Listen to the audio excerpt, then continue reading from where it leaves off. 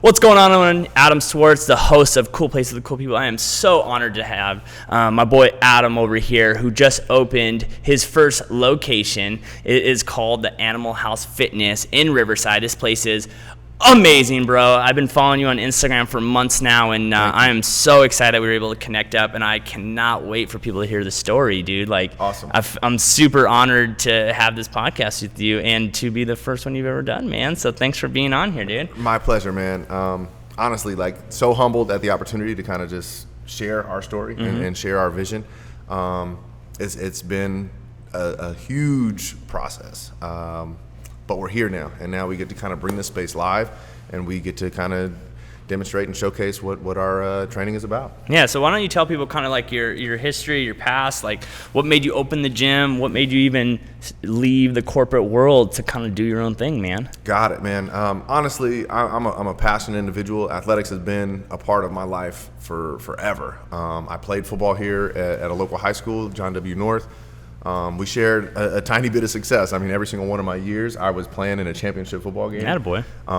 You know, we kind of started the battles of the little IE boys, you know, these Orange County teams coming out here playing against these cats that nobody ever heard about. We had all played ball together for years. Since we were like 7th grade. We went track and field, basketball, football, and literally knew each other like the back of our hands. So that bit of success really kind of like sparks you know, just this level of success within you, like I'm a champion. Yeah, and that anything that I do, absolutely. I can take over the world. Straight up. And so, you know, with that coming along, we were like, okay, I love this. You know, my coaches were instrumental in my upbringing, and so that allowed me to kind of say, hey, look, this is what good coaching can do for you. You literally can be anything that you want to do, but you have to appreciate the process. For and sure. you're going to have to work every day. Nobody's going to hand you anything. And so I wanted to kind of bring that to the world. So started in chemistry, right? I mean, everybody's like, well, why does somebody study chemistry? It was what I loved, and it made sense for me. I'm a kind of definitive type dude. I don't want the like, it could be this or it could be that. Like, I want it to be that right thing. Just every black single and time. white. There's Absolutely. no gray in your life. So when we come into this weight room, 225 is 225 is 225, no matter where. And you can go. rep it or not. And, Absolutely. and it's but on it ain't tape. gonna be lying. Yeah, you know? exactly. So that worked well for my personality. It ended up being something that gave me a different type of career path. When I first got into the industry, I was a mobile chemist. Okay. So I wasn't trapped in a lab, and I wasn't like just wearing the lab coat and glasses every day. I was like allowed to. Were you allowed to have that crazy hair or no? I was not. I cut my first set of dreadies off in pursuit of my first job. Did you cry? I did. I believe it. I still have them. I still have them. So, but yes, that was it was neat because I didn't know that I could have a job where I got to go outside. And that was my first opportunity to meet people that had the power to say yes and to get to work with them. Most people, like, as an employee, you're like thrown to the backside and just kind of do, you know, behind the door type of stuff. But it gave me, like, again, the sense of like, okay, well, people respect you for your professionalism, for what you do. And you really get an opportunity to kind of prove to yourself that, hey, I can like do big time stuff. Exactly. I can close a deal. You know, that person that said yes to me, they said yes to me, not to, you know, my boss. No, my to owner. you. They said it to me. You sold yourself to them. Absolutely. Exactly. And so you slowly start to realize that like everything that we do, we're always a salesman. You know, I had no idea. But every single time, every conversation that I have, I'm trying to close some type of deal and sell you on the fact that you should believe in me. Yeah, and that's the thing that's so funny because, like, we were talking right before the podcast, I'm a salesman, right, because I sell houses and I sell all this stuff, but I hate talking to people. Yeah. And so when people go like, oh, man, I can't, I'm an introvert, I don't like talking to people. I'm like, I don't either, but I have to mindfully change myself going like, I'm not here to sell you, I'm here to solve your problems. Yes. If I can solve a problem and sell you on the service that I'm going to give to you, then you know what? That's the best thing I can do. You know, there's really, and if anyone doesn't realize it, everyone is always selling. You know, you have a wife, you sold your wife to marry you. I'm sorry. Absolutely. You have friends, you sold yourself to be friends with those people. We're always selling, just people don't want to call it that.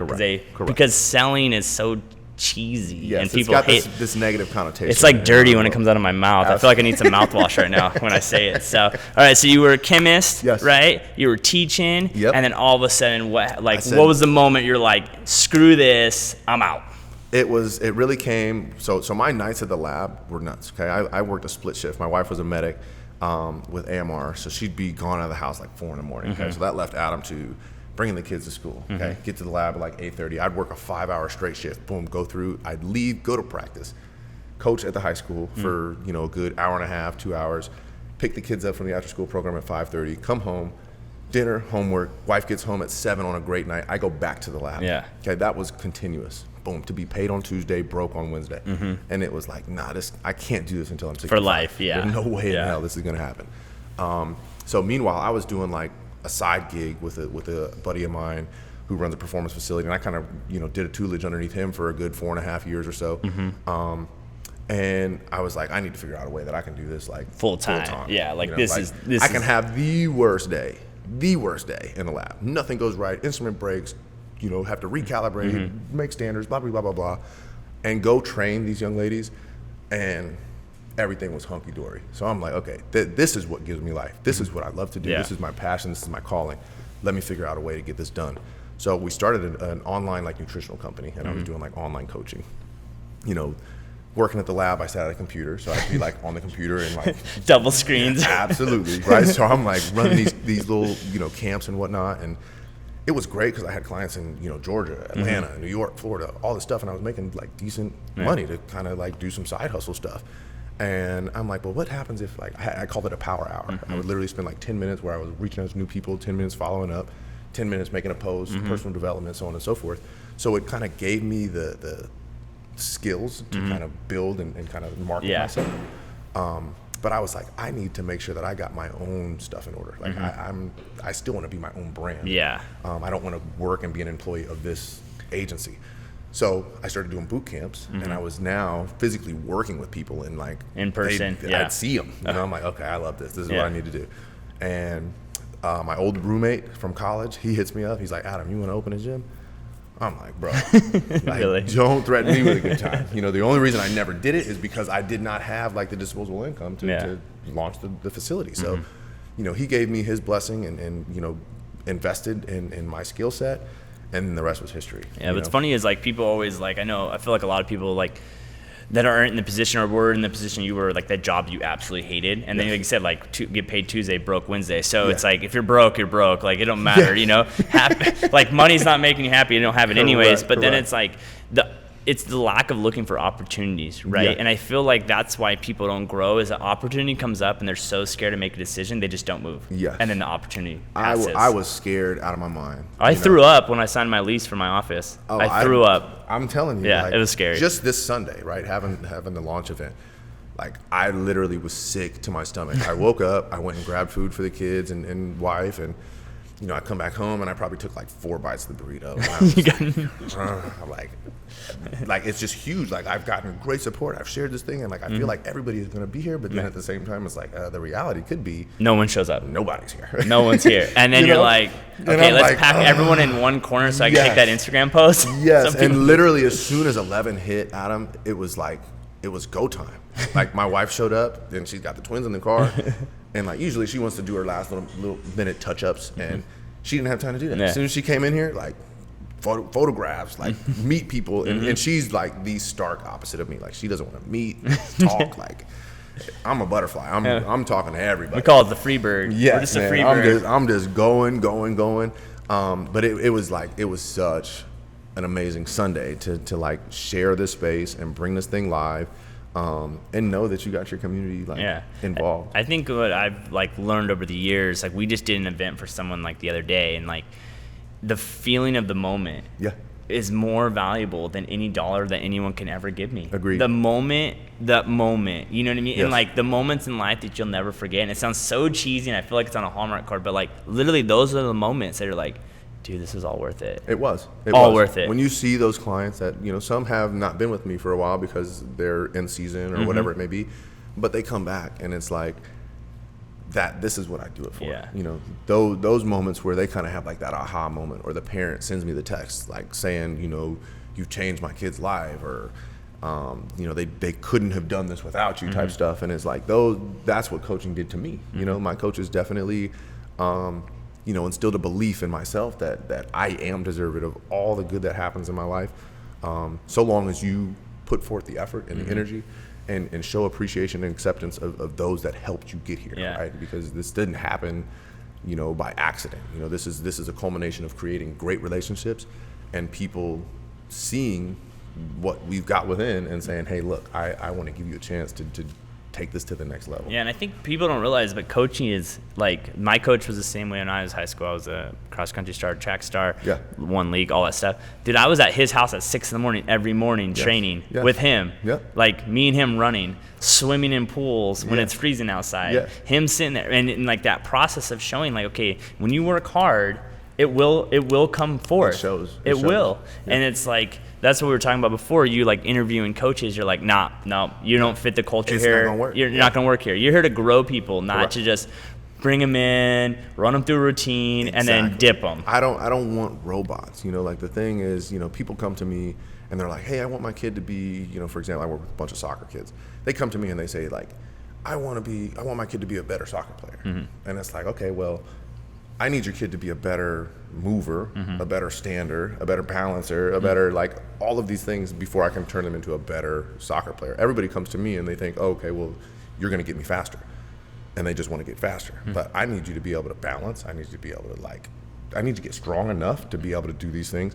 And it's a process. And they have to understand that, like, I got to get time to work on this. You've given them 13 years or 16 years to do stuff the wrong way. I got to kind of, like, work this thing back and allow them to understand how the body moves so that we can really make them a better athlete. Do you think that's a big flaw in, like, any athletes or parents or expectations or whatever? They just think it's going to be like overnight. Like, dude, this takes. We're from a generation where kids want stuff instantaneously. You know, I mean, adults want stuff instantaneously. Like we want Amazon Prime for everything. Well, 2-day shipping. I'm pissed my team hasn't already ordered the new tripods right now. So you want those tripods? I want those tripods at the office when we get back. Those are supposed to be ordered 45 minutes ago in order to get them tomorrow. Exactly. But the clock starts clicking down. I'm like, dang it. You know, everybody wants stuff like right now, not really understanding that it's going to take some time. It's going to take a process. And we as coaches need to know how to program that and build that so that the safety of the athlete is kept first and foremost. And then lastly, like that we're developing them in a age appropriate manner, right? I got young kids, I got middle school kids, I got high school kids, we got college guys, and we got professionals. We aren't doing the same thing with every group of athletes. They need to be brought along progressively so that they are learning the things that are pertinent to that age division.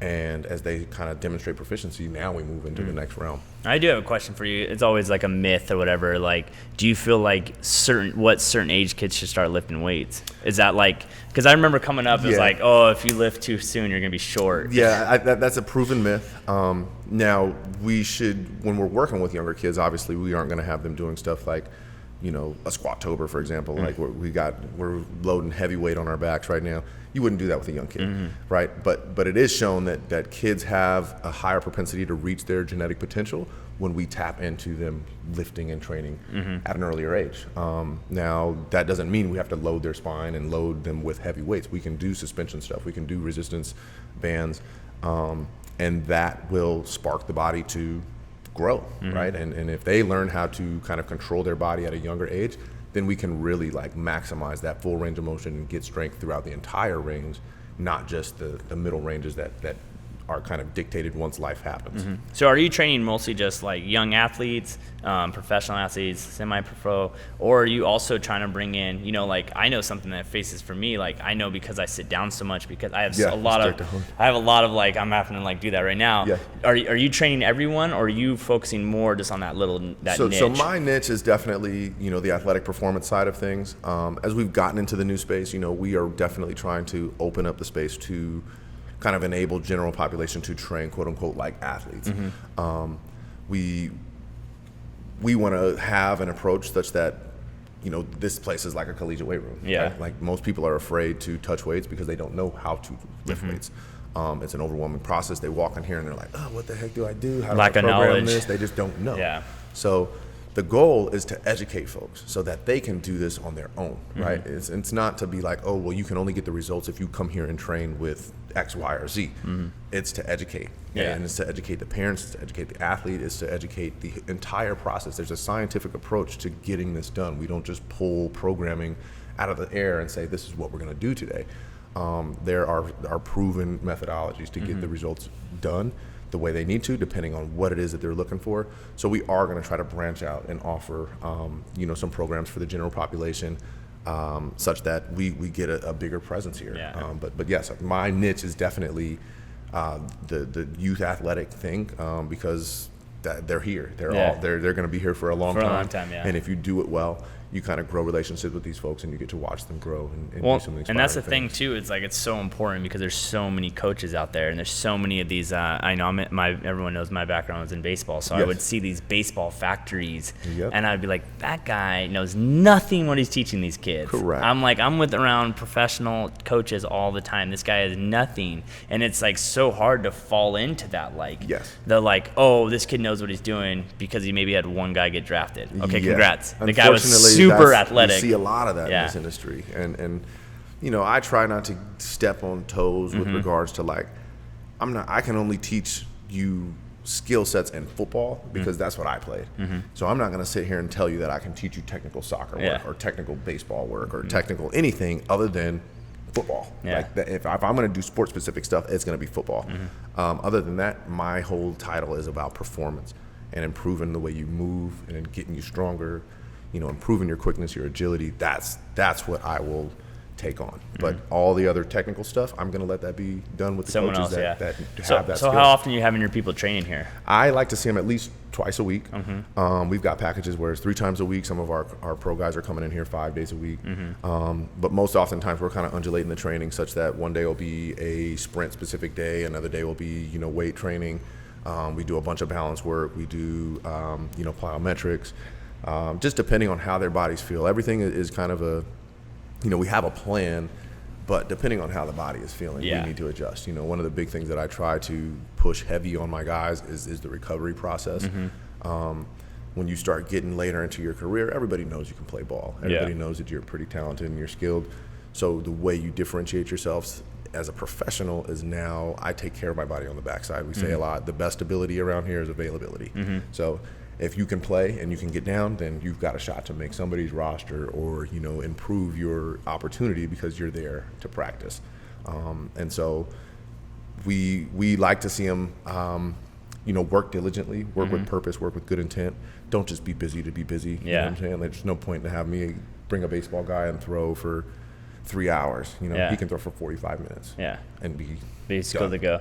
So are you going a little bit lighter when they're in season? So when your soccer drills you're more, when it's season, are you just kind of dialing it back? It's maintenance. When it's season time, it's we'll get some light sprints, nothing that's going to be crazy fast or have them sore. We will pick and choose some weeks where, like, say they got a lighter opponent, then we can kind of go.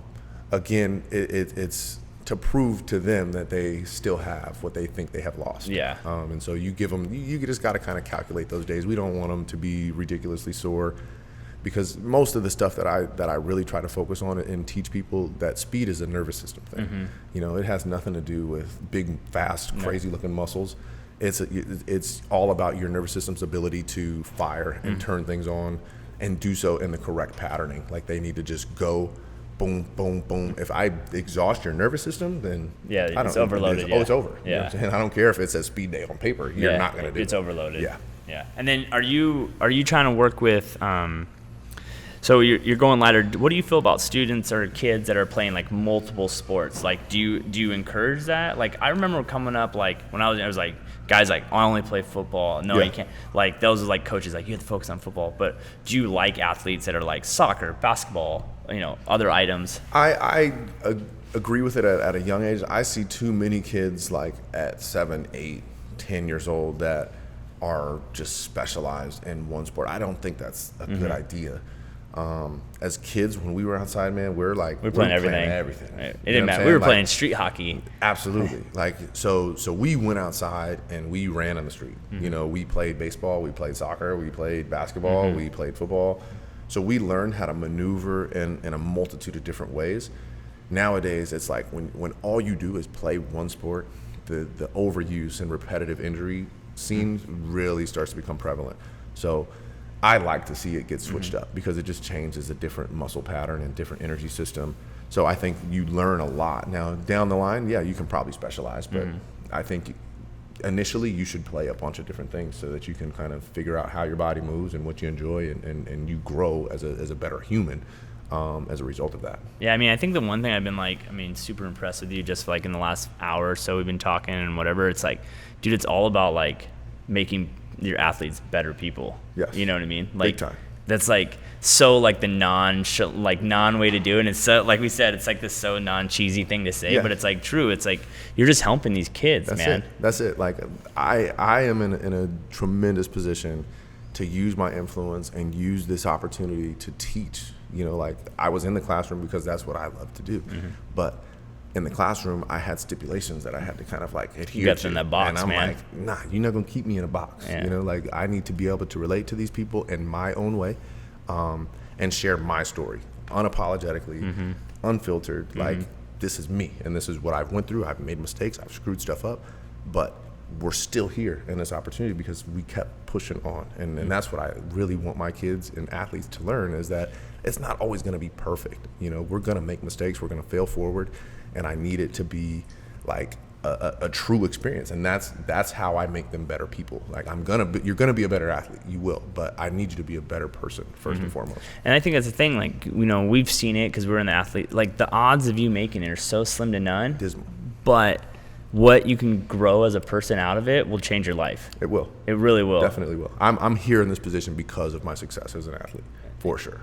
I mean, I just don't think people realize that. Like, they always like want to talk about like the goal, but it's the journey that makes who you truly are. Because I didn't reach the NFL. Yeah. You know, that was my ultimate goal. Like, am I bummed about that? Absolutely not. Because I would have screwed that opportunity up when I taught. Yeah. I would have screwed that up. And so now I can influence a lot more people with this opportunity. Yeah.